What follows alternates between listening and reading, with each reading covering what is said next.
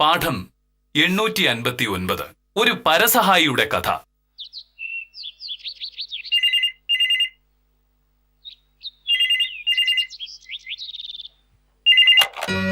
Hello, അതെ സുധഭമ്യാണ്. ആ സുന്ദരശേട്ടാ, എന്താ രാവിലെ? അത് നടക്കില്ല എന്ന് ഞാൻ മിനിഞ്ഞാന്നേ പറഞ്ഞതല്ലേ എന്റെ സുന്ദരാശേട്ടാ. ഒക്കെ ശരിയാ, ശ്രീരാമ സാറുമായിട്ട് എനിക്ക് നല്ല പരിചയമുണ്ട്. പക്ഷെ ഇക്കാര്യം പറഞ്ഞ് എനിക്ക് വിളിക്കാൻ പറ്റില്ല. ഇങ്ങോട്ട് വന്നിട്ടൊന്നും ഒരു കാര്യമില്ല. സുന്ദരേശേട്ടാ, വേറൊരു വണ്ടി നോക്ക്. ആ ശരി. എന്താണ്? ഒരു സുന്ദരശൻ. മോനേട്ടന് പരിചയം ഉണ്ടാവില്ലേ? നേരത്തെ ഓട്ടോ ഓടിച്ചോണ്ടിരുന്നയാളാ. ഇപ്പൊ ജോലിയൊന്നുമില്ല. മഹാലക്ഷ്മി ഫിനാൻസിലെ ശ്രീരാമൻ സാറിന്റെ ബാങ്കില് ഒരു ഓട്ടോറിക്ഷ ഉണ്ട്. ബാങ്കിലെ ആവശ്യങ്ങൾക്ക് വേണ്ടി ഓടിക്കുന്ന ഒരു പ്രൈവറ്റ് ഓട്ടോയാ. അതിന് ഡ്രൈവർ ഇപ്പൊ പിരിഞ്ഞുപോയി. ഞാൻ ശുപാർശ ചെയ്തിട്ടുണ്ടെങ്കിൽ ആ ജോലി കിട്ടുമെന്ന് പറഞ്ഞിട്ടാണ് ഇപ്പൊ സുന്ദരശേട്ടൻ എന്നെ ഇങ്ങനെ വിളിച്ചു ബുദ്ധിമുട്ടിക്കുന്നത്. ഞാൻ ശുപാർശ ചെയ്യില്ലെന്ന് മിനിങ്ങാന്ന് അങ്ങനോട് പറഞ്ഞതാ. ഒരാൾ ജീവിക്കാനായി ഒരു ജോലി അന്വേഷിക്കുമ്പോ ഒന്ന് ശുപാർശ ചെയ്താൽ എന്താണ് കുഴപ്പം? അതല്ല മോഹനേട്ടാ, ബാങ്കിലെ ക്ലർക്ക് ഗൗരി എനിക്ക് വളരെ അടുത്ത പരിചയമുള്ള ആളാ. അവക്ക് അക്കൗണ്ടന്റായിട്ട് പ്രൊമോഷൻ കിട്ടാൻ ഒന്ന് ശുപാർശ ചെയ്യണമെന്ന് എന്നോട് പറഞ്ഞിരിക്കേപ്പോ. അതിനിടയിൽ ഞാൻ സുന്ദരേശേട്ടന്റെ കാര്യം എങ്ങനെ ശുപാർശ ചെയ്യാനാ? അല്ലെങ്കിൽ നീ ഇങ്ങനെ ഒരാൾക്ക് ഗുണമുണ്ടാകുന്ന ഒരു കാര്യവും ചെയ്യില്ല. അയ്യടാ, ഗുണമുണ്ടാകുന്ന കാര്യങ്ങൾ മാത്രം ചെയ്യുന്ന ഒരാള് ദേ എന്നെ കൊണ്ടൊന്ന് പറയാൻ നിക്കല്ലേ. വില്ലേജ് ഓഫീസ് വരുന്ന ആളുകളോട് നടക്കില്ല എന്ന് ഒരു ദയില്ലാതെ പറയുന്ന ആളല്ലേ മോഹനേട്ടൻ. ആളുകൾ കാല് പിടിച്ചാലും സഹായിക്കാൻ നിൽക്കില്ല. ആളുകൾക്ക് പറയുന്ന കേട്ടിട്ടുണ്ട് തല ഇറങ്ങും. മനുഷ്യത്വമില്ലാത്തവൻ, ക്രൂരൻ എന്നൊക്കെയാണ് മോഹനേട്ടൻ നാട്ടുകാർ വിളിക്കുന്നത്. നാട്ടുകാർ എന്നെ എന്ത് വിളിച്ചാലും എനിക്കൊരു പ്രശ്നം. എനിക്കതറിയാം, മോഹനേട്ടൻ അതൊന്നും ഒരു പ്രശ്നമേ അല്ലെന്ന്. മോഹനേട്ടനല്ലല്ലോ, മോഹനേട്ടൻ ഇഷ്ടം പോലെ അല്ലേ ചെയ്യുള്ളൂ. അതങ്ങനെ തന്നെ ആയിക്കോട്ടെ. പക്ഷേ അങ്ങനെയുള്ള മോഹനേട്ടൻ എന്നെ ഉപദേശിക്കാൻ വരരുത്. വെറുതെ ആവശ്യമില്ലാത്ത ശുപാർശ ചെയ്ത് ഏടാവുടങ്ങളിൽ ചാടാൻ ഞാനില്ല.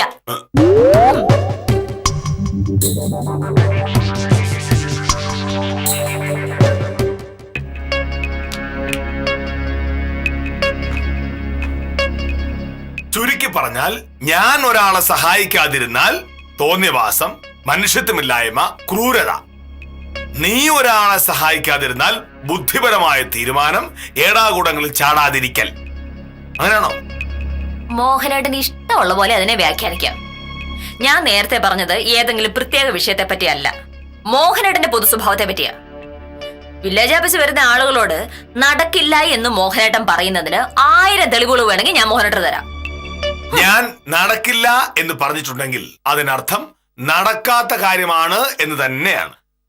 നടത്തിക്കൊടുക്കാൻ പറ്റുന്ന ഏതെങ്കിലും ഒരു കാര്യം എന്റെ ജീവിതത്തിൽ ഇന്ന് വരെ ഞാൻ നടത്തി കൊടുക്കാറുണ്ടോ? പക്ഷെ നീ ഇപ്പൊ ചെയ്തെന്താ? നിനക്ക് നിസാരമായി ചെയ്യാവുന്ന ഒരു കാര്യം നീ പറ്റില്ല എന്ന് പറഞ്ഞത്. അതെന്തുകൊണ്ടാണെന്ന് ഞാൻ പറഞ്ഞില്ലേ മോനേട്ടാ? അതൊരു ന്യായമല്ല. ഒരാൾ ഒരു ഓട്ടോ ഓടിക്കാൻ തയ്യാറാവണമെങ്കിൽ അയാൾക്ക് അത്രമാത്രം സാമ്പത്തിക പ്രയാസങ്ങൾ ഉണ്ടായിരിക്കും. അതേസമയം ഒരാൾക്ക് ക്ലർക്കിൽ നിന്നും അക്കൗണ്ടന്റായി പ്രൊമോഷൻ കിട്ടുക എന്ന് പറയുന്നത് അത്രത്തോളം അത്യാവശ്യമുള്ള കാര്യമൊന്നുമല്ല. അത് മോഹനേട്ടനാണോ തീരുമാനിക്കുന്നത്? ഞാൻ ശരിയായ ഒരു കാര്യമാണ് പറഞ്ഞത്. നീ ഈ പറയുന്ന ഗൗരി 4 വർഷമായിട്ട് ശ്രീരാമൻ സാറിന്റെ ബാങ്കിൽ ജോലി ചെയ്യുന്ന ആളാണ്. അതായത് ഗൗരിക്ക് ഒരു ജോലിയുണ്ട്.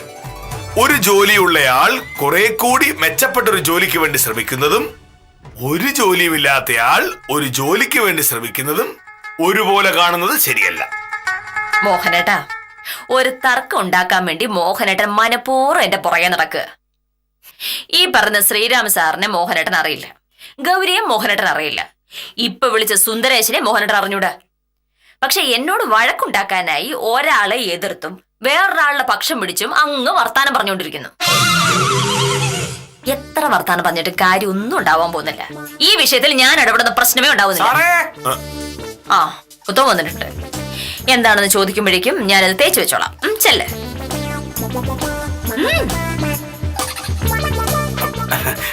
നമസ്കാരമുണ്ട് സാറേ. നമസ്കാരം. എന്താ രാവിലെ?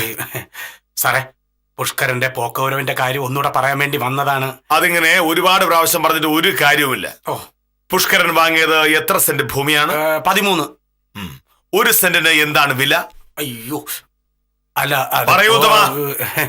ഉത്തമനായിരുന്നല്ലോ ബ്രോക്കർ. ആ, 1 സെന്റ് ഭൂമിക്ക് എത്ര രൂപ പുഷ്കരൻ കൊടുത്തു? 2.5 ലക്ഷം രൂപ. 2.5 ലക്ഷം. 13 സെന്റിന് 2.5 ലക്ഷം രൂപ പ്രകാരം 32.5 ലക്ഷം രൂപ. ശരിയല്ലേ? ഓ അതെ അതെ. 32.5 ലക്ഷം രൂപയ്ക്ക് ഭൂമി വാങ്ങി സബ് രജിസ്ട്രാർ ഓഫീസിൽ കൊണ്ടുപോയി രജിസ്റ്റർ ചെയ്യുമ്പോൾ 3,25,000 രൂപയുടെ മുദ്രപത്രം വാങ്ങണം. വേണ്ടേ? വേണം വേണം വേണം വേണം. പക്ഷേ പുഷ്കരൻ വാങ്ങിയത് 24,500 രൂപയുടെ മുദ്രപത്രം. അതായത് പുഷ്കരൻ കാണിച്ച ഭൂമി വില 2,45,000 രൂപ. ആ ആധാരം ഞാൻ പോക്കുവരവ് ചെയ്യണം. അത് നടക്കില്ല. ഇതൊക്കെ തന്നെയാണ് ഞാനും കുറച്ചു മുന്നേ പറഞ്ഞത്. എന്താ? അയ്യോ ഒന്നുമില്ലേ. കേട്ടോ ഉത്തമ, ഓ ജീവിതത്തിൽ പല വലിയ കാര്യങ്ങൾ പറയുകയും അതിന്റെ നേരെ വിപരീതമായി പ്രവർത്തിക്കുകയും ചെയ്യുന്ന ചില ആളുകളുണ്ട്. അത് പിന്നെ വക്കീൽ എന്താണ് സാറേ അങ്ങനെ പറഞ്ഞിട്ട് പോയത്? ഉത്തരവല്ലേ പറഞ്ഞത്? എനിക്കറിയില്ല. ശരി ശരി ശരി സാറേ, പുഷ്കരന്റെ അടുത്ത് ഞാൻ എന്തോന്ന് പറയട്ട്? പുഷ്കരനോട് വിശേഷിച്ചൊന്നും പറയണം. സർക്കാരിലേക്ക് അടയ്ക്കേണ്ട മുഴുവൻ പൈസയും അടയ്ക്കാതെ പോക്കുവരവ് നടക്കില്ല എന്ന് വേണമെങ്കിൽ പറയാം. ഓ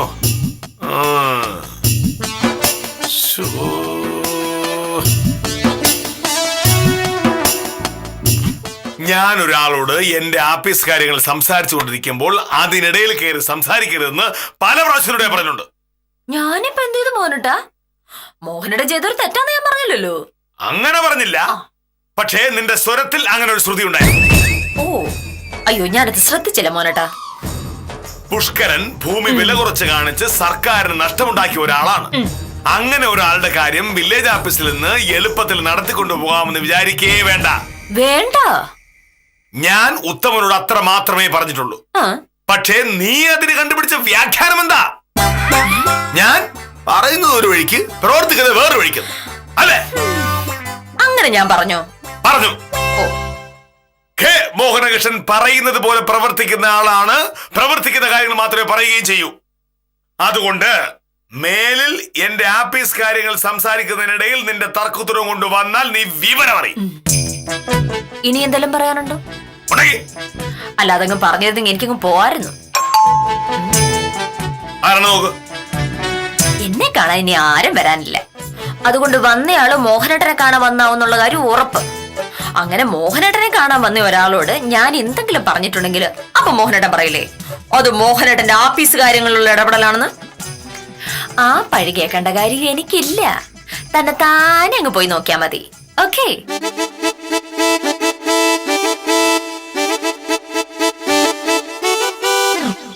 നമസ്കാരം സാർ. നമസ്കാരം. ആരാണ്? എന്റെ പേര് സുന്ദരേശൻ. ഞാൻ വക്കീലിനൊന്ന് കാണാൻ വന്നതാ. മനസ്സിലായി. കുറച്ചു മുമ്പ് ഇങ്ങോട്ട് വിളിച്ചിരുന്നല്ലേ? ഉവ്വ്. വക്കീല് വിചാരിച്ചാ എനിക്കൊരു ജോലി കിട്ടും സാറ്. അത് പറയാനാ ഞാൻ വന്നത്. വിളിച്ചപ്പോ വക്കീല് ദേഷ്യത്തിൽ സംസാരിച്ചു. സാറ് പറഞ്ഞാ വക്കീല് കേൾക്കും. അല്ല, ഞാൻ അത്തരം കാര്യങ്ങളൊന്നും അവളോട് സംസാരിക്കാറില്ല. അത് ശരിയുമല്ലല്ലോ. ഗതികേട് കൊണ്ടാ സാറേ. ഭാര്യയും 3 കുട്ടികളും ഉണ്ട്. അവരെ പോറ്റണ്ടേ? കുട്ടികളുടെ ഫീസ് കൊടുക്കാൻ പൈസ ഇല്ലാത്തത് കാരണം സ്കൂളിൽ പോക്ക് നിർത്തേണ്ടി വരുന്ന മട്ട. ആകെ അറിയാവുന്ന ജോലി ഓട്ടോറിക്ഷ ഓടിക്കില്ല. ഇപ്പോഴത്തെ കാലത്ത് കൂലിക്ക് ഓട്ടോ ഓടിക്കാനൊന്നും ആരും വിളിക്കില്ല സാറേ. ഓടിക്കുന്നവർ തന്നെ സ്വന്തമായി ഓട്ടോ വാങ്ങല്ലേ. ഓ, സുന്ദരേശ് ചേട്ടനായിരുന്നോ? ചേട്ടന് മലയാളം പറഞ്ഞാൽ മനസ്സിലാവില്ലേ? ഞാൻ വിചാരിച്ചല്ലോ നീ പറഞ്ഞ ജോലി കിട്ടില്ല. അല്ല, അദ്ദേഹം പറയുന്നത് പുള്ളി വലിയ പ്രാരാബ്ധകാരാണെന്നാണല്ലോ. എന്റെ മോഹനേട്ടാ, അങ്ങനെ ഒരാളെ സഹായിക്കാൻ പറ്റില്ലെങ്കിൽ പിന്നെ അതൊരു... മോഹനോട് ഞാൻ കാര്യങ്ങളെല്ലാം വിശദമായിട്ട് പറഞ്ഞതല്ലേ. ശ്രീരാമ സാറിനോട് ഇക്കാര്യം പറയാൻ എനിക്ക് ബുദ്ധിമുട്ടാണ്. വക്കീലെ, അങ്ങനെ പറയരുത്. ഒന്ന് പറയൂ സാറേ. വേറെ വഴിയില്ലാത്തോണ്ടാ. സാറ് പറഞ്ഞാലൊന്നും ഇക്കാര്യം നടക്കാനേ പോകുന്നില്ല. സുന്ദരേശോട് പോവാൻ നോക്ക്. ഇനി എന്ത് ചെയ്യും? ജോലി കിട്ടുന്ന ഉറപ്പ് പറഞ്ഞിട്ടാ വീട്ടിൽ നിന്ന് ഇറങ്ങിയ. ഇനിയിപ്പോ കെട്ടികളോട് എന്തു പറയും? വിഷമിക്കണ്ട. പറ്റിയെന്തെങ്കിലും ജോലി കിട്ടുകയാണെങ്കിൽ ഞാൻ അറിയിക്കാം. ഫോൺ നമ്പർ ഉണ്ട്. ഒരു കടലാസും പേനയും. എഴുതൊന്നും വേണ്ട, പറഞ്ഞാ മതി. ഞാൻ ഓർത്തിരുന്നോളാം. പറഞ്ഞോളൂ. 9747 361100. ഒന്നുകൂടെ പറയൂ. 9747361100. ശരി, എന്തെങ്കിലും അവസരം കിട്ടണമെങ്കിൽ ഞാൻ അറിയിക്കാം. ഓ ശരി സാർ.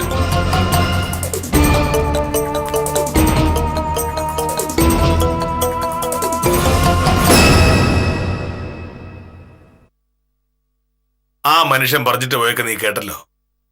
കൂടുതൽ ശമ്പളം വാങ്ങി അതുകൊണ്ട് കൊട്ടാരം പണിയാനോ കാറ് വാങ്ങാനോ ഒന്നുമല്ല അയാളൊരു ജോലി അന്വേഷിച്ച് നടക്കുന്നത്. ഭാര്യയെയും 3 കുട്ടികളെയും പോറ്റാനായിട്ടാ. അതല്ലെന്ന് ആര് പറഞ്ഞു മോനോട്ടാ? എന്നിട്ടും അയാളെ സഹായിക്കണമെന്ന് നിനക്ക് തോന്നുന്നില്ലല്ലോ. ഇങ്ങനെ ഓരോ സഹായം ചോദിച്ചു ഓരോ ദിവസവും എത്ര പേരാ മോനോട്ട് ഇവിടെ വരാറുള്ളത്? അവരെയൊക്കെ സഹായിക്കാൻ നമ്മളെ കൊണ്ട് പറ്റുമോ? സഹായിക്കാൻ പറ്റുന്ന ആളുകളെ നമ്മൾ സഹായിക്കും, അല്ലാത്ത ആളോട് പറ്റില്ല എന്ന് പറയും. എന്നാലും ഇപ്പൊ നീ കാണിച്ചത് മനുഷ്യത്വമില്ലായ്മ തന്നെയാ. ഓ അങ്ങനെയാണോ? ഇവിടെ ഓരോ സഹായം ചോദിച്ച് വേറെ എത്രയോ പേര് കയറി വരാറുണ്ട് മോനട്ട. അവരോടെല്ലാം മോഹനോട് ചോദിക്കുന്ന ഒരു ചോദ്യം ഉണ്ടല്ലോ, നല്ല ആരോഗ്യമുണ്ടല്ലോ, ജോലി ചെയ്ത് ജീവിച്ചൂടെ എന്ന്. അപ്പൊ അതോ? അല്ലെന്താ തെറ്റ്? ഓ, ആരോഗ്യമുള്ളവർ ജോലി ചെയ്ത് തന്നെയാണ് ജീവിക്കേണ്ടത്. വെറുതെ ഒരാളുടെ മുന്നിൽ പോയി കൈ നീട്ടി ഇരുന്ന് വാങ്ങുന്നത് വൃത്തികേട് തന്നെയാ. പക്ഷേ ഇവിടെ വന്ന ആ സുന്ദരേശൻ എന്നോടോ നിന്നോടോ 10 പൈസ പോലും ചോദിച്ചിട്ടില്ല. അയാൾക്ക് ആരോഗ്യമുണ്ട്, അയാൾ ജോലി ചെയ്യാൻ തയ്യാറുമാണ്. പക്ഷെ അയാൾക്ക് ജോലിയില്ല, അതാണ് പ്രശ്നം. ശരി, മോഹനേട്ടൻ ഇപ്പൊ ഒരു ജോലിയില്ലേ? ആ ജോലി മോഹനേട്ടൻ ഇങ്ങനെ ആരുടെയും കാല് പിടിച്ച് വാങ്ങിയതാണോ? അല്ലല്ലോ. എല്ലാവരും അങ്ങനെ അവനവന് വേണ്ടുന്ന ജോലി കണ്ടുപിടിച്ചോളണം. പിന്നെന്തിനാ നീ ഗൗരിക്ക് വേണ്ടി ശുപാർശ ചെയ്യുന്നത്? എന്താ അത് നിനക്ക് മറുപടിയല്ലേ? ഭാമേ, നിന്നെ പോലുള്ള സ്വാർത്ഥരായ ആളുകളാണ് നമ്മുടെ സമൂഹത്തിലെ ഏറ്റവും വലിയ കുഴപ്പം പിടിച്ച ആളുകൾ. സമ്മതിച്ചു, ഞാൻ ഭയങ്കര സ്വാർത്ഥയാ, മനസാക്ഷിയില്ലാത്തവളാ, ഒരു ഭയങ്കര ദുഷ്ടൻ കൂടിയാ. പക്ഷേ മോഹനേട്ടൻ മഹാത്മാഗാന്ധിയെ പോലെ മഹാനായ മനസാക്ഷിയുള്ള ഒരു മാന്യനല്ലേ? സുന്ദരേശേട്ടനുള്ള ജോലി മോഹനേട്ടൻ തന്നെ കണ്ടുപിടിച്ചു കൊടുക്ക. അതെ, വലിയ വായി വർത്താനം പറയാ ഏത് വില്ലേജ് ഓഫീസർക്കും പറ്റും. ഒരു കാര്യം ചെയ്ത് കാണിക്കാനാണ് പാട്. മനസ്സിലായോ മഹാത്മാ മോഹനകൃഷ്ണ സാറിന്?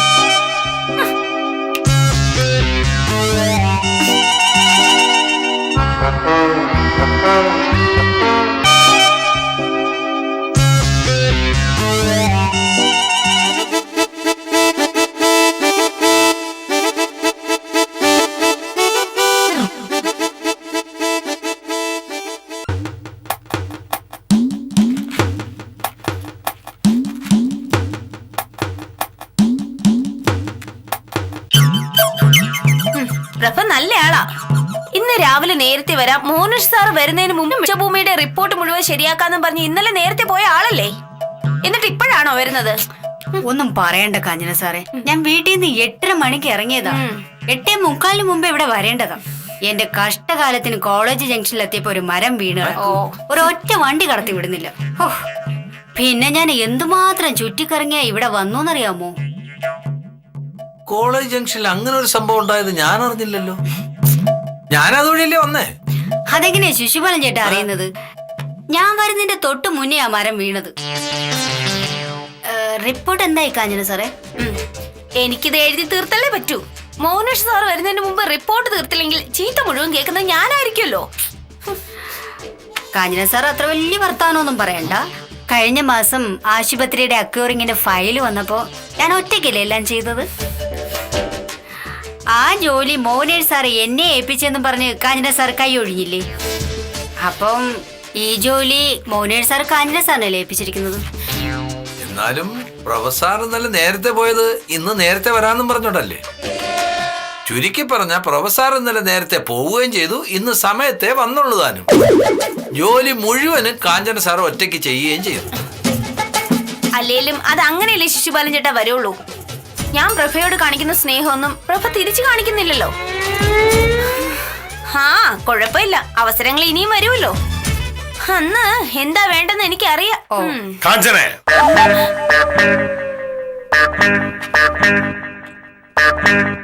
ഇങ്ങനെ സംസാരിച്ചുകൊണ്ടിരുന്നാൽ ഞാൻ 11 മണിക്ക് താലൂക്ക് ഓഫീസിൽ പോകുന്നതിന് മുമ്പ് റിപ്പോർട്ട് തീരുവോ? തീരെ സാർ. ഇപ്പൊ 10 മണി ആയതല്ലേ ഉള്ളൂ. 10:30 മുമ്പ് ഞാൻ തീർത്തിരിക്കും സാർ. നല്ലത്. പിന്നെ സാർ ഒരു കാര്യം ഓർക്കണം, ഇത് മുഴുവൻ ഞാൻ ഒറ്റയ്ക്കാ ചെയ്തത്. പ്രഭ ഒരു ചെറിയ സഹായം പോലും ചെയ്തില്ല സർ. അല്ലേ ശിശുപാലൻ ചേട്ടാ?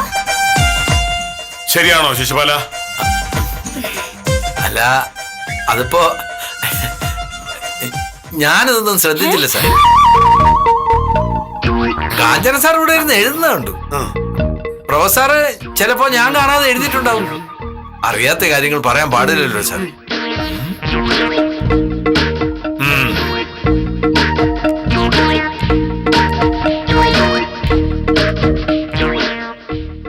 ഞാൻ ഒറ്റയ്ക്കാ ഇത് എഴുതിയെന്ന് ശിശുപാലൻ ചേട്ടനെ അറിയാലോ. അപ്പൊ അതങ്ങ് പറഞ്ഞ പോരായിരുന്നോ? ചൂടാവാതെ. നാളെ കാഞ്ചന സാറിന് ഒരു ആവശ്യം വരുമ്പോ ഞാൻ കാഞ്ചന സാറിന്റെ കൂടെ നിൽക്കൂ. ഒരു ആഫീസ് ആവുമ്പോ അങ്ങോട്ടും ഇങ്ങോട്ടും പരസ്പര സഹകരണത്തോടല്ലേ നമ്മൾ എല്ലാരും കൂടെ നിൽക്കേണ്ടത്. നമസ്കാരം കാഞ്ചന സാറേ. ആരാ ഇത്? നാരായണൻ കുട്ടിച്ചേട്ടനോ? എന്തൊക്കെയുണ്ട് ഏട്ടാ വിശേഷങ്ങൾ? ഈ വഴിയൊന്നും കാണാനേ ഇല്ലല്ലോ. ഇപ്പൊ ഭൂമി കച്ചവടം ഒന്നും ഇല്ല ഏട്ടാ. ഓ, റിയൽ എസ്റ്റേറ്റ് മുഴുവൻ നഷ്ടത്തിലാ പ്രൊഫസറെ. വെറുതെ സ്ഥലം വാങ്ങിച്ചിട്ട് കാര്യമുണ്ടോ? വിൽക്കാൻ പറ്റണ്ടേ? ആരുടെയും കയ്യിൽ കാശില്ല. പിന്നെ എങ്ങനെ ഭൂമി കച്ചവടം നടക്കും? ഇതാരും നാരായണൻ കുട്ടി ചേട്ടനോ? എന്താ പുതിയ കച്ചവടം വല്ലതും ഒത്തു വന്നിട്ടുണ്ടോ? ഒരു കച്ചവടവും ഇല്ല. ഞാനൊരു കൈവശാവകാശ സർട്ടിഫിക്കറ്റ് വാങ്ങാൻ വന്നതാ. ദാ കാഞ്ചന സാറേ അപേക്ഷ. സ്റ്റേറ്റ് ബാങ്കിൽ ഒരു ലോണിന് അപേക്ഷിക്കാനാ. കെട്ടിടം പണിയാനാണോ നാരായണൻ കുട്ടി ചേട്ടാ? അല്ല ശിശുപാല, പിന്നെ ഒരു ലോറി വാങ്ങണം. സ്റ്റേറ്റ് ബാങ്കിൽ നിന്നാവുമ്പോ പലിശ കുറച്ച് ലോൺ കിട്ടും. അത് ശരിയാ. വസ്തു വീട് വെക്കണമെന്നല്ലേ ഉള്ളൂ. അപ്പോ നാരായണൻകുട്ടി ചേട്ടൻ ഭൂമി കച്ചവടമൊക്കെ നിർത്തി വണ്ടിയുടെ പരിപാടിയിലേക്ക് കടന്നു എന്നർത്ഥം. 2 മാസം മുമ്പേ ഒരു ബസ് വാങ്ങിയില്ലേ? വണ്ടിയൊക്കെ ഉണ്ട്. വലിയ ലാഭമൊന്നും ഉണ്ടായിട്ടല്ല. പക്ഷേ എന്തെങ്കിലും ഒന്ന് ചെയ്യണ്ടേ? 4-5 ഓട്ടോറിക്ഷ ഉണ്ടായിരുന്നത് വെറുതെ വീട്ടിൽ കിടക്കുക. ഓടിക്കാൻ ആളെ കിട്ടണ്ടേ?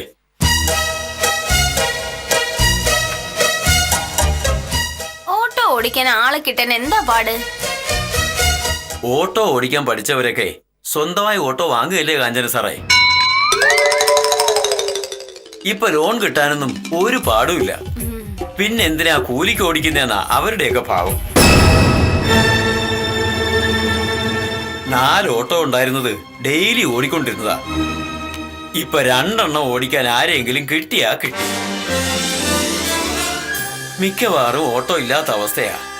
എന്ത് ചെയ്യാനാ? ഓടിക്കാൻ ആളെ അന്വേഷിക്കുമ്പോ അവന്മാർക്കൊക്കെ പൈലറ്റുമാരുടെ ഗമയല്ലേ? നാരായണൻകുട്ടി ചേട്ടാ, നമസ്കാരം സാർ.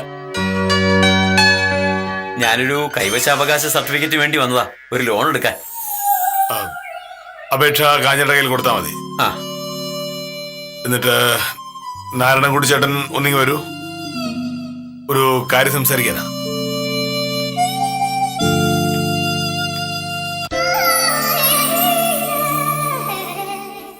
അതെന്താ കാഞ്ചന സാറേ എന്നോട് മാത്രമായി സംസാരിക്കാൻ? വല്ല പ്രശ്നമുണ്ടോ? ഇതുവരെ ഒന്നും ഉള്ളതായി തോന്നിയില്ല. പിന്നെ മോനേഷ് സാറിന്റെ കാര്യല്ലേ, എപ്പോഴാ ഓരോ പുതിയ പ്രശ്നങ്ങൾ ഉണ്ടാവുന്നെന്ന് പറയാൻ പറ്റില്ലല്ലോ. അല്ലേ ശിശുപാലൻ ചേട്ടാ? അതെ അതെ ചേട്ടനല്ലേ? എന്തായിരിക്കും സംഭവം? സാർ, നാരായണൻകുട്ടി ചേട്ടാ ഇരിക്കൂ. ഇരിക്കാൻ നേരമില്ല സാർ. പോയിട്ട് 1-2 അത്യാവശ്യങ്ങളുണ്ട്. നാരായണൻകുട്ടി ചേട്ടന് എത്ര ഓട്ടോറിക്ഷകളുണ്ടെന്നാ പറഞ്ഞത്? 5 എണ്ണം ഉണ്ട്. ഒരെണ്ണത്തിന് കുറച്ച് പണിയുണ്ട്. മറ്റ് 4 എണ്ണം കണ്ടീഷനാ സാറ്. ഇങ്ങനെ ഓടിക്കാൻ ആളില്ലാതെ ഓട്ടോറിക്ഷകൾ വീട്ടിൽ കിടക്കുന്നതുകൊണ്ട് പ്രത്യേകിച്ച് ഗുണമല്ലോ ഉണ്ടോ? അപ്പൊ പിന്നെ അത് ആർക്കെങ്കിലും ഓടിക്കാൻ കൊടുത്തൂടെ? ആഗ്രഹമുണ്ട് സാർ, പക്ഷേ ആരും വരുന്നില്ല. വന്നാ തന്നെ 2 ദിവസം കഴിയുമ്പോ അവർ സ്ഥലം വിടും. എനിക്ക് പരിചയമുള്ള ഒരാളുണ്ട്. അയാൾക്ക് ജോലിയൊന്നുമില്ലായിരിക്കുക. ഒരു ഓട്ടോ ഓടിക്കാൻ അയാളെ വെക്കാൻ പറ്റുമോ? അതെന്ത് ചോദ്യ സാറേ? സാർ ഒരാള് പറഞ്ഞു വിട്ടാ എനിക്ക് 100 സമ്മതമല്ലേ? സാർ ഇന്ന് തന്നെ ആളെ പറഞ്ഞു വിട്. വീട്ടിൽ വന്നാ താക്കോൽ ആ നിമിഷം കൊടുത്തേക്കാം.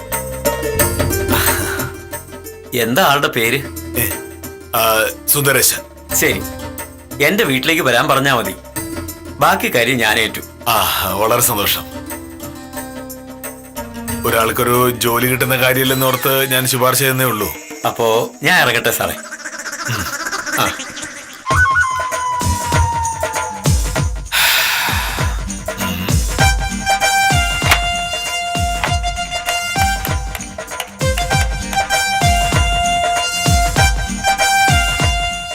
ഹലോ. സുന്ദരേശ, ഞാനാ മോഹനേഷ സാർ. എന്താ സാർ? ഒരു ജോലിയില്ലാത്തതാണല്ലോ സുന്ദരേശന്റെ പ്രശ്നം.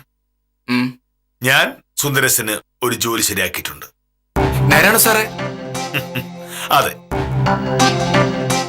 ഒരു മണിക്കൂർ കഴിയുമ്പോ ഞാൻ താലൂക്ക് ഓഫീസിൽ പോകാനായിട്ട് ഇറങ്ങും. LP സ്കൂളിന് അടുത്ത് എവിടെയെങ്കിലും സുന്ദരേശൻ നിന്നാൽ നമുക്ക് ബാക്കി കാര്യങ്ങൾ നേരിൽ സംസാരിക്കാം. ശരി സാർ, ഈ ഉപകാരം ഞാൻ മറക്കില്ല സാർ. ശരി. ഇത്ര പെട്ടെന്ന് ഇങ്ങനെ ഒരു അവസരം വരുമെന്ന് ഞാൻ കരുതിയില്ല. അവളുടെ അഹങ്കാരം ഇന്നത്തോട് തീരും.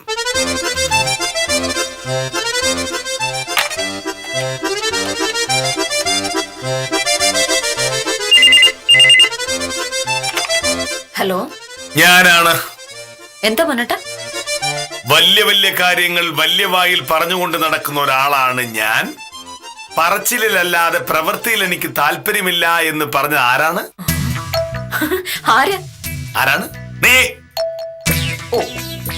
ഇന്ന് രാവിലെ നീ എന്നെ കളിയാക്കി പറഞ്ഞതിനൊക്കെ ഞാൻ വെച്ചിട്ടുണ്ട്. വൈകിട്ട് ഞാൻ ഓഫീസിൽ നിന്ന് വരുന്നതിന് മുമ്പ് ഇന്ത്യ വിട്ടു പോയാൽ നിനക്ക് കൊള്ളാം. ഇല്ലെങ്കിൽ നിന്നെ ഞാൻ പപ്പടം പൊടിക്കും പോലെ പൊടിച്ചളയും. മനസ്സിലായോ? ഇല്ല. ബാക്കി ഞാൻ നേരിട്ടൊന്ന് മനസ്സിലാക്കി തരാം. മോഹൻകാരി.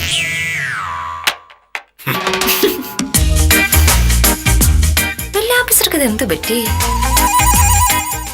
എന്തോ ഒരു കോൾ ഒത്തു വന്നിട്ടുണ്ടല്ലോ.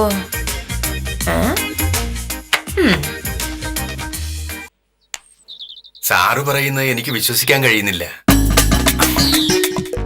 ഇത്ര പെട്ടെന്ന് സാർ ഇത് ശരിയാക്കുമെന്ന് ഞാൻ കരുതിയില്ല. കെ മോഹനകൃഷ്ണൻ സാർ ഒരു കാര്യം തീരുമാനിച്ചാൽ തീരുമാനിച്ചതാണ്. സുന്ദരേശനെ സഹായിക്കണമെന്ന് ഞാൻ രാവിലെ തീരുമാനിച്ചു കളഞ്ഞു. അപ്പൊ തന്നെ ഒരുക്കങ്ങളും തുടങ്ങി. എന്നാലും നാരായണൻകുട്ടി ചേട്ടനെ പോലുള്ള ആളിന്റെ അടുത്ത് ജോലി കിട്ടുക എന്ന് പറയുന്നത് ചെറിയ കാര്യമാണ്. ഇതെനിക്ക് ലോട്ടറി അടിച്ച പോലെയായി സാറേ. നാരായണൻകുട്ടി ചേട്ടൻ വലിയ ആളാണെന്നും അദ്ദേഹത്തിന്റെ അടുത്ത് ഒരു ജോലി കിട്ടുക എന്നുള്ളത് വളരെയധികം പ്രയാസമുള്ള കാര്യമാണെന്ന് സുന്ദരേശൻ അറിയാം. എന്നിട്ടും സുന്ദരേശൻ ഒരു ഒറ്റ നിമിഷം കൊണ്ട് ജോലി കിട്ടി. അതെങ്ങനെ സംഭവിച്ചു? സാറ് ശുപാർശ ചെയ്തോണ്ടോ? അതെ, ഞാൻ ശുപാർശ ചെയ്തുകൊണ്ട് തന്നെയാണ്. അത് എപ്പോഴും സുന്ദരേശൻ ഓർമ്മ ഉണ്ടാവണം. ഇനിയിപ്പോ എങ്ങനെയാണ് ജോലി കിട്ടിയെന്ന് ആരെങ്കിലും ചോദിച്ചാൽ തന്നെ ഞാൻ ശുപാർശ ചെയ്തുകൊണ്ടാണ് എന്ന് പറയണമെന്ന് എനിക്ക് നിർബന്ധമൊന്നുമില്ല. ഇത്തരം പ്രശസ്തിയിലൊന്നും ഒരു താല്പര്യമില്ലാത്ത ഒരാളാണ് ഞാൻ. പക്ഷെ ആരോടെങ്കിലും അങ്ങനെ പറയണമെന്ന് സുന്ദരേശന് തോന്നിയാൽ പറഞ്ഞോളൂ. എനിക്ക് അങ്ങനെ ഒരു വിരോധമൊന്നും ഉണ്ടാവില്ല. ഞാൻ എല്ലാവരോടും പറയും മോഹനകൃഷ്ണൻ സാർ എന്റെ ദൈവമാണെന്ന്. അതിലെനിക്ക് അഭിമാനമേ ഉള്ളൂ. എന്തോ മറ്റുള്ളവരെ സഹായിക്കുന്നത് എനിക്കൊരു ശീലമായി പോയി. ഒരു ദിവസം ഒരാളെങ്കിലും സഹായിച്ചില്ലേ എനിക്ക് അത് ഉറക്കം വരില്ല. എന്തേനാ? അപ്പോ സുന്ദരേശൻ വേഗം പോയി ജോലി ഏറ്റെടുത്തോളൂ. ശരി സാർ. പിന്നെ സഹായിച്ചത് ഞാനാണ് എന്ന് നാട്ടുകാരോട് പറയണമെന്നില്ല എന്ന് ഞാൻ പറഞ്ഞായിരുന്നല്ലോ. പക്ഷേ ഒരാളോട് സുന്ദരേശൻ പറയണം, നിർബന്ധമായും പറയണം. ആരോടാ സാറേ? പറയാം. സുന്ദരേശന് ഞാൻ ജോലി വാങ്ങി തന്ന കാര്യം അറിയേണ്ട ഒരാളുണ്ട്.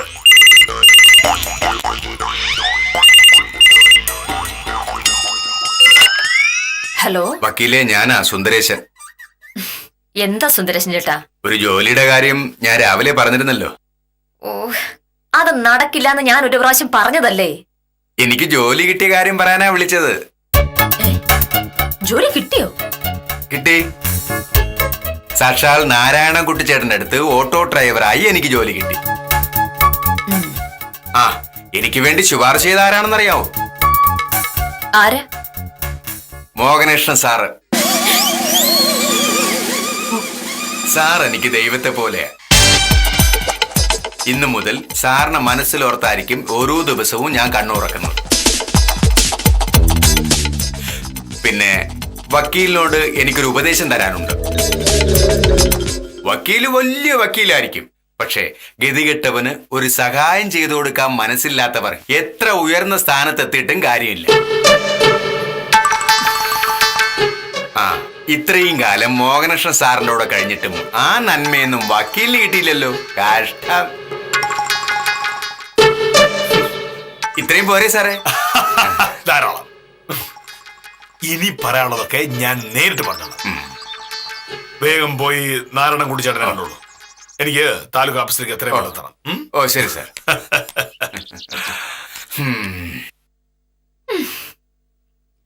മോഹനേട്ടൻ ഈ പറച്ചിൽ കേട്ടാ തോന്നുന്നു എന്തോ മഹാകാര്യം ചെയ്തെന്ന്. ഇതൊരത്ര വലിയ കാര്യമായിട്ട് എനിക്ക് തോന്നുന്നില്ല. നിനക്ക് തോന്നൂല? അതിന് രണ്ട് കാരണങ്ങളുണ്ട്. ഒന്നാമത് നിനക്ക് മനസാക്ഷിയില്ല. രണ്ടാമത് സ്വന്തം ഭർത്താവിന് ബഹുമാനമില്ലാത്ത ഒരു അഹങ്കാരിയാണ് നീ. ആഹാ, അതെനിക്ക് മനസ്സിലായില്ല. ജീവിക്കാൻ നിവൃത്തിയില്ലാതെ ജോലിയില്ലാതെ നടന്ന ഒരു സാധുവിന് ഞാനൊരു ജോലി ശരിയാക്കി കൊടുത്തു എന്ന് അറിയുമ്പോ നിനക്ക് മനസാക്ഷി ഉണ്ടായിരുന്നെങ്കിൽ നീ എന്ത് ചെയ്യുമായിരുന്നു? എന്നെ അഭിനന്ദിക്കുമായിരുന്നു.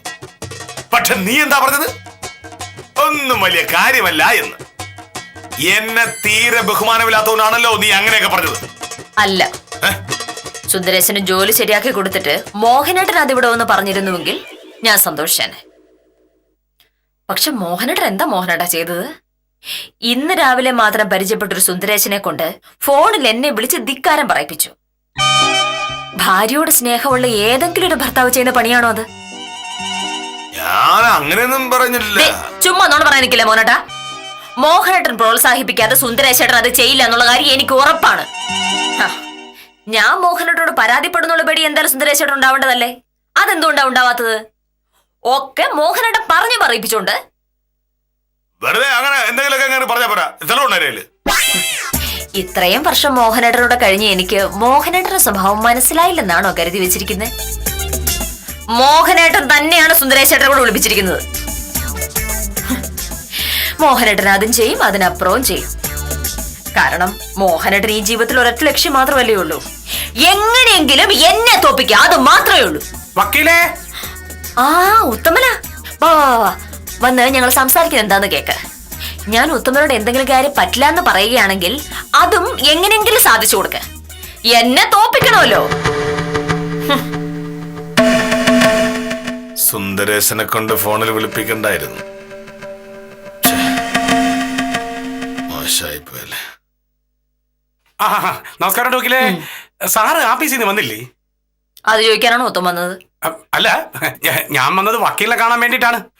പക്ഷേ അക്കൂട്ടത്തിൽ സാറിനെയും കൂടെ ഒന്ന് കാണേണ്ട കാര്യമുണ്ട്. മോനേട്ടാ ഇപ്പൊ വരുമായിരിക്കും. ഉത്തമൻ ഇപ്പൊ എന്നെ കാണാൻ വന്ന് എന്തിനാന്ന് പറഞ്ഞിട്ടുണ്ടെങ്കിൽ ഞാൻ എന്റെ പാട് നോക്കി പോയിക്കോളാം. ഇതങ്ങനെ നിസാര സംഭവമൊന്നുമല്ല. ഒരു കിടിലം കേസുമായിട്ടാണ് ഞാൻ വന്നിരിക്കുന്നത്. സംഗതി വക്കീൽ വിചാരിച്ചാൽ മാത്രമേ ജയിക്കുള്ളൂ എന്നുള്ളത് കൊണ്ടാണ് ഞാൻ നേരെ ഇങ്ങോട്ട് വന്നത്. കക്ഷിയാണെന്നുണ്ടെങ്കിൽ അടിപൊളി കക്ഷി, പൈസ ആണെന്നുണ്ടെങ്കിൽ ഒരു പ്രശ്നമില്ല. ഉത്തമൻ വളച്ചു കിട്ടാതെ കേസ് എന്താണ്, കക്ഷി ആരാണെന്നൊക്കെ പറ. അതായത് നമസ്കാരമുണ്ട് സാറേ. നമസ്കാരം ഉത്തമ. ഞാൻ സാറിനെ കൂടെ കാണാൻ വേണ്ടിയിട്ടാണ് വന്നത്. എന്താണ് കാര്യം? നമ്മുടെ നാരായണൻകുട്ടി ചേട്ടനല്ലേ, പുള്ളിക്കാരന്റെ ഒരു പ്രശ്നമായിട്ടാണ് ഞാൻ വന്നത്. നാരായണൻകുട്ടി ചേട്ടന്റെ?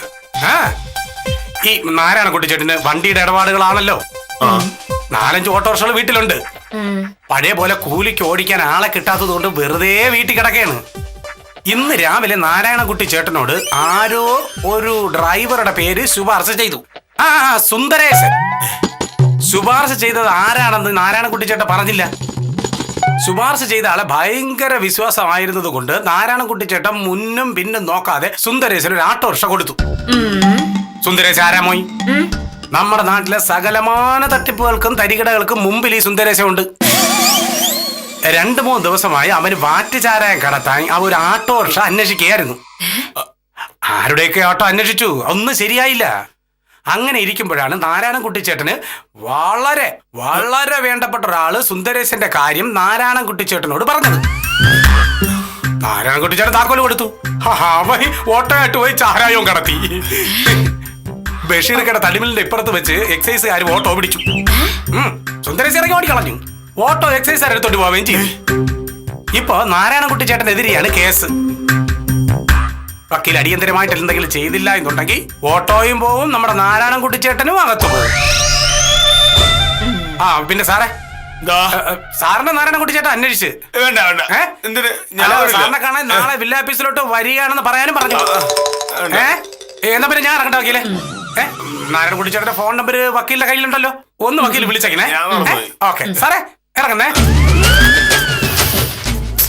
ഭാര്യയും മക്കളെയും പോറ്റാനായി കഷ്ടപ്പെടുന്ന ഒരു മനുഷ്യനെ സഹായിക്കാൻ നോക്കിയതാണ് എന്റെ മോഹനട്ട്. ഇനി എന്ത് ചെയ്യുമോ എന്തോ.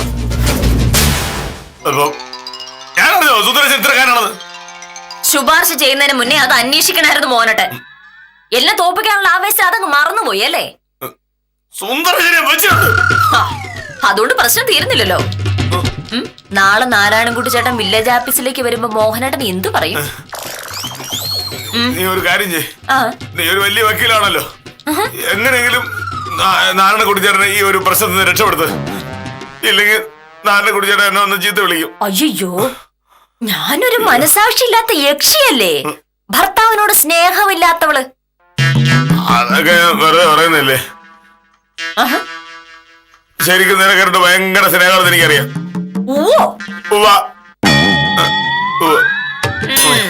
ആളുകളെ സഹായിക്കാനുള്ള മനസ്സ് നല്ലതാണ്. പക്ഷേ ഭാര്യയെ തോൽപ്പിക്കാനായി മാത്രം ഒരാളെ സഹായിക്കുമ്പോഴുള്ള പ്രശ്നമാണ് നമ്മളിപ്പോൾ കണ്ടത്. സാരമില്ല, വക്കീൽ വിചാരിച്ചാൽ ഈ പ്രശ്നം പരിഹരിക്കാനായേക്കുമെന്ന് പ്രതീക്ഷിച്ച് ഇന്നത്തേക്ക് വിടാം. കാരുണ്യസാരം തുടരുന്നു.